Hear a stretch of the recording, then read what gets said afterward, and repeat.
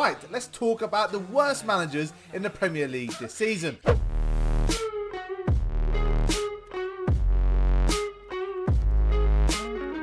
Right, welcome back to a brand new video on Matt Talks Football. If you're new around here, my name's Matt and we talk about football where I raise a lot of questions and we simply just answer them. I'll give you my opinion, you can give me your opinion in the comment section down below. So if you haven't seen my old video, which was last posted, about the best managers in the Premier League this season, why not? Go check it out, hit the subscribe button because you're obviously not subscribed. And if you are, shame on you for not clicking on the video. Anyway, today I thought I'd switch up a little bit. Let's take a look at the worst managers in the Premier League because there's been some absolute stinkers, and I don't mean these managers are actually bad managers. I mean they're just massively underperformed from where their usual standard is, or they just are shit managers. First name I want to pull out the hat is Jurgen Klopp. Oh god, I know I might get a little bit of hate for this, but honestly, I'm a Liverpool fan. I don't think he's a bad manager and I don't want him sacked. 100% don't sack Jurgen Klopp, but Liverpool have massively underperformed this season and some responsibility has to fall on Jurgen Klopp's shoulders. I know a lot of people are like, well, yeah, Van Dijk got injured, Matip got injured, Joe Gomez got injured, we had no defenders, the midfielders were playing at centre-back. I understand all that, you know, I'm taking it all into account, but when you think about it, Liverpool were Premier League champions last year. We were arguably the best team in the world, right? The players are still pretty much the same players. We haven't really sold anyone of significant value. You know, we still got Mo Salah, Sadio Mane and Firmino leading the front three. And this season, them three together have been absolutely diabolical. Yes, midfield trio of like Ronaldo, Milner, Thiago Alcantara has obviously come in, Fabinho, Jordan Henderson. It's not cut the mustard, has it? I know there's been some individual performances which have looked quite good, but together, But I do think that some responsibility has to fall on Jurgen Klopp. The injuries you can't anticipate. You don't know you're going to lose your three best centre-backs at the club. It's just unfortunate. But some of his squad selections, the way we play, the way Liverpool play now is slightly different to how we used to. We just looked exhausted. We just looked tired. That's the only way I can explain it. We looked tired. And Jurgen Klopp has to take responsibility because this season, it looks like we're going to be missing out on Champions League football. Liverpool also out of all the domestic cups and European Cup competitions. And I think this season has been a failure. But that doesn't mean that Jurgen Klopp should be sacked or anything like that. I think we'll come back bigger, better and stronger. But this season, I think Jurgen Klopp is definitely in the worst managers of the season. I can't believe I'm saying that after last season. Next one, we have Steve Bruce. Newcastle, I can't believe you would not include Steve Bruce in one of your worst managers. It's been a dismal season for Newcastle. The football has been nothing short of horrendous. You know, it's terribly boring to watch. Yeah, Newcastle have been pretty shit. They pretty much just survived relegation by a few points. And to be fair, they spent, what, 40-50 million this summer. You know, you expect a little bit more from Newcastle. I know the owner's got to take responsibility as well. Mike Ashley, what an absolute Steve Bruce, and at times he surprised me.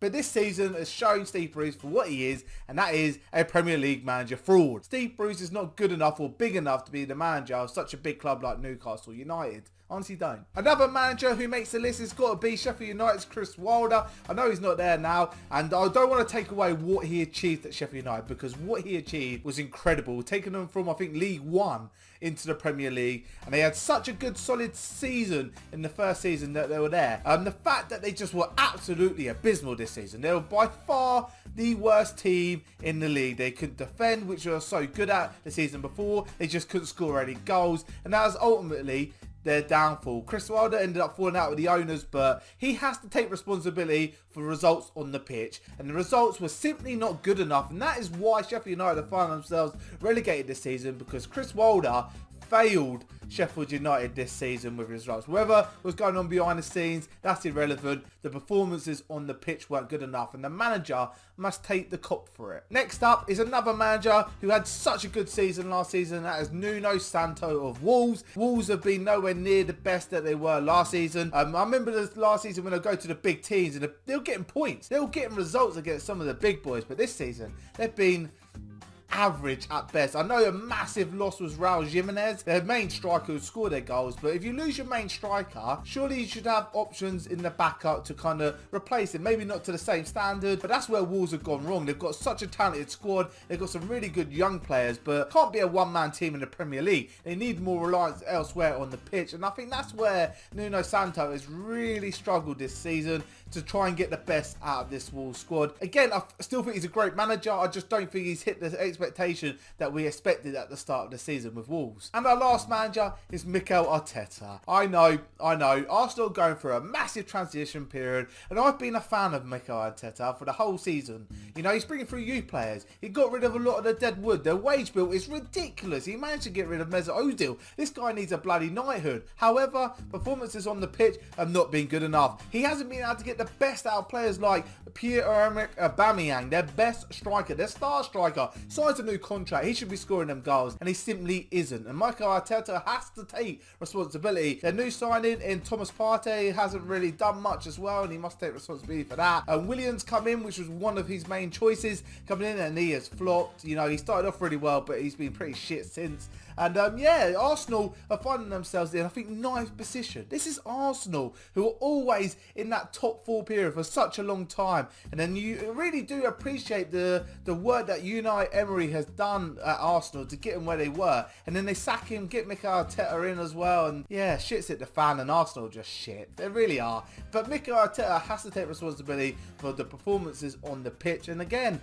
like the others, they're just not good enough. But that is pretty much all my candidates. So who do I think has had the worst season in the Premier League? Well, I'm going to say Chris Wilder. And the reason I say it is pure and simple. Performances weren't good enough. The results weren't there. But ultimately, Sheffield United are now found themselves in the Championship. And the big factor of that is due to Chris Wilder. I know there's outside influences. I know it's not all Chris Wilder's fault, but he had to get the best out of this Sheffield United team, and he just simply didn't. It's almost like he gave up because of the stuff going on behind the scenes, but that is not good enough for Sheffield United, and they find themselves in the Championship, which is a sad day for them. You know, they had such a good season last season. I thought Chris Wilder was a very good manager. I still think he's a good manager as well. It just didn't work out, and I think he massively underperformed. I think Sheffield United had a lot more to offer than what they actually did, and that is why I would vote Chris Wilder as the worst manager in the Premier League this season. Guys, let me know